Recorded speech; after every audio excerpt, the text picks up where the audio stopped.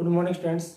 हमारा लेसन चल रहा था 5th कोशिका और आज ये लेसन अपना कंप्लीट हो जाएगा क्योंकि इस लेसन में हमारे 3 छोटे छोटे टॉपिक रह गए हैं जो कि आज अपने कंप्लीट करेंगे। पहला जो टॉपिक अपने पढ़ेंगे गोल्जी काय के बारे में, फिर पढ़ेंगे लाइसोसोम के बारे में और लास्ट में पढ़ेंगे रसधानियों के बारे में। ठीक है, तो सबसे पहले बात करते हैं अपने गोल्जी काय के। तो गोल्जी काय के अंदर बात करते हैं इसके खोजकर्ता की कि इसकी खोज किसने की थी। तो गोल्जी काय के जो खोज करता है उनका नाम है कैमिलो गोल्जी। क्या नाम है? Camillo Golgi. यानी गोल्जी काय की खोज किसने की थी? कैमिलो गोल्जी ने। ये जो गोल्जी काय होते हैं ये पादप कोशिका में पाए जाते हैं और जंतु कोशिका दोनों में पाए जाते हैं, लेकिन पादप कोशिका में इनका आकार छोटा होने के कारण इनको क्या कहते हैं? डिक्टियोसोम कहते हैं। क्या कहते हैं? डिक्टियोसोम। यानी कि पादप कोशिका में गोल्जी काय क्या होते हैं? छोटे छोटे होते हैं, इसलिए इनको वहां पर क्या कहते हैं? डिक्टियोसोम कहते हैं। जो गोल्जी बॉडी होती है वो 3 अलग अलग प्रकार की संरचना से मिलकर बना होता है। वो 3 अलग अलग संरचना कौन कौन सी है? एक तो है सिस्टर्नी, एक वेसिकल्स और एक है ट्यूबुल्स। यानी सिस्टर्नी, वेसिकल्स और ट्यूबुल्स। यहां इस डायग्राम में आपको दिख रहा होगा, ये जो बड़ा वाला भाग है, जैसे मान लो ये है, ये डायग्राम में सब बना हुआ है, ये जो आपको दिख रही है ये तो क्या है? सिस्टर्नी है। ये क्या है? सिस्टर्नी है। ठीक है, और उसके बाद में इसके ऊपर इस तरह से क्या लगे हुए हैं? वेसिकल्स लगे हुए हैं। ये क्या है? वेसिकल्स। उसके बाद में इनके मध्य में ये आपको अनियमित संरचना से आपको दिखाई दे रही होगी, अनियमित संरचना। इसी को अपने क्या बोलते हैं?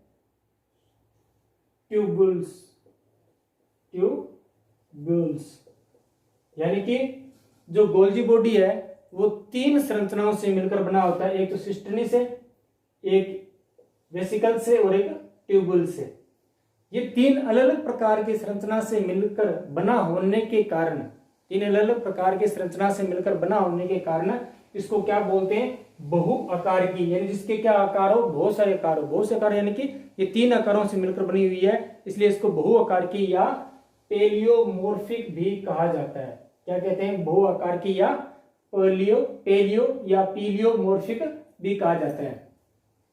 इस गोल्जी बॉडी का प्रमुख कार्य क्या होता है? स्त्रवण करना। इसके अलावा यानी सिक्रेशन करना, यानी जो अवशिष्ट पदार्थ उनको शरीर से बाहर निकालना। इसके अलावा ये प्रोटीन और वसा की पैकिंग करने का भी काम करता है। क्या करता है? प्रोटीन और वसा को पैक करके रखने का काम इसका होता है। उसके अलावा लाइसोसोम का संश्लेषण करना। संश्लेषण का होता है निर्माण करना। यानी कि जो गोल्जी बॉडी होती है वो लाइसोसोम का क्या करती है? निर्माण करती है। और हमारा अगला जो टॉपिक है वही क्या है? लाइसोसोम है। तो अगला हमारा टॉपिक क्या आ जाएगा? लाइसोसोम। इसकी खोज किसने की थी? डी डुबे ने, या इसे डी ड्यूबे भी कहा जाता है। तो डी डुबे ने इसकी खोज की थी। और लाइसोसोम का जो निर्माण होता है वो हमने पहले चर्चा कर ली, किससे होता है? गोल्जी काय से होता है। यानी लाइसोसोम का जो निर्माण होता है वो किससे होता है? गोल्जी काय से होता है। इस गोल्जी काय में क्या होते हैं? 50 से अधिक प्रकार के क्या होते हैं? जल अपघटनी एंजाइम पाए जाते हैं। यानी कि इस लाइसोसोम में 50 से अधिक प्रकार के जल अपघटनी एंजाइम पाए जाते हैं जो अंतराकोशिकीय पाचन करते हैं। इसका अर्थ क्या हुआ? यानी इसमें क्या होते हैं? 50 या 50 से अधिक प्रकार के क्या होते हैं? जल अपघटनी एंजाइम पाए जाते हैं जो कि अंतराकोशिकीय पाचन करते हैं। यानी इसका अर्थ ये हुआ कि इसके अंदर बहुत सारे ऐसे एंजाइम पाए जाते हैं जो कि कोशिका में अगर किसी प्रकार का अंग क्षतिग्रस्त हो गया है या कोई हानिकारक पदार्थ प्रवेश कर गया है तो उसको भक्षण करने का काम या उसे नष्ट करने का काम लाइसोसोम का होता है। लाइसोसोम का मुख्य काम होता है कि जितने भी हानिकारक पदार्थ होते हैं उनको शरीर से बाहर निकालना। लेकिन कई बार क्या हो जाता है कि हानिकारक पदार्थ कोशिका के अंदर इतने ज्यादा मात्रा में एकत्रित हो जाते हैं कि लाइसोसोम के द्वारा उनको बाहर निकाल पाना मुश्किल हो जाता है। इसीलिए क्या करती है लाइसोसोम? अपनी कोशिका को क्या कर लेती है? पचा लेती है। इसलिए इसको आत्मघाती थैली भी कहा जाता है। इसी को अपने क्या, इनका मुख्य काम क्या होता है, भक्षण करना, यानी जो भी हानिकारक पदार्थ आएंगे, जीवाणु कीटाणु जो भी हमारे शरीर में प्रवेश करेंगे उनको भक्षण करना, यानी उनको मारने का काम करेंगे। लेकिन ये जो भक्षण की क्रिया करते करते इतनी ज्यादा संख्या में ये भक्षण करता हो जाते हैं, जिसके कारण इनको अपनी कोशिका को क्या करना पड़ता है, नष्ट करना पड़ता है। और बाद में क्या होगा, कोशिका विभाजन होने के बाद में दोबारा लाइसोसोम का गोल्जिकाए के द्वारा क्या हो जाएगा, निर्माण हो जाता है। अब इसको आत्मघाती थैली भी कहते हैं।